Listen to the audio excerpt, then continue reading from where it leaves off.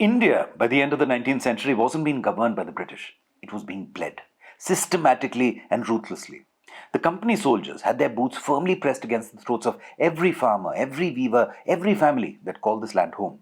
Salt was taxed. Our grain was exported even while Indians starved. Forests, sacred to our people and vital for their survival, were seized. This wasn't injustice. This was an unending assault on dignity. When our people cried out in pain, the British response was silence or the crack of a whip. It was entirely barbaric. But then again, what kind of an authority taxes a lone mother in a tiny village for feeding her children? It was to such a mother in the quiet village of Chilakaluri Pet in Andhra Pradesh that a boy was born in 1870. They named him Kanneganti Hanumanthu.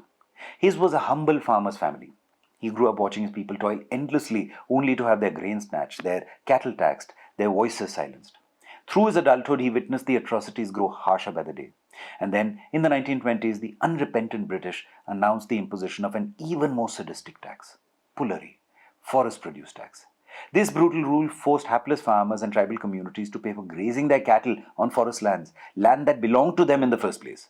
Imagine being punished for using land that your ancestors tilled, for feeding the cows that gave your children milk. This was a true breaking point.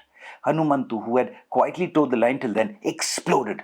He vigorously led a mass resistance. He urged his people to not bend to the despots anymore, to not pay this unfair tax. This land is not theirs to give, and we are not to beg for what is already ours. It has been ours by birth, by our blood, by our sweat. Villages upon villages started following his word and his way. They stopped paying. He used no violence, no weapons, just unbridled courage, just unyielding defiance. Forest echoed not with fear, but with resistance and bravado. The company officers, both dumbfounded and infuriated by the simple farmer's voice, attempted everything. Bribes, threats, feelers, nothing worked. Hanumanthu could not be bought, he could not be broken. He stood tall. Then there was a celebration on the 24th of February 1922. It was Mahashivratri and Hanumanthu was busy with all the district's menfolk at a temple procession. The British, knowing about his absence, stormed his village to confiscate all the village cattle as a penalty. The officers mercilessly beat the ladies of the village upon their outcry. Hanumanthu rushed back upon hearing this and asked the British to stop hurting the womenfolk.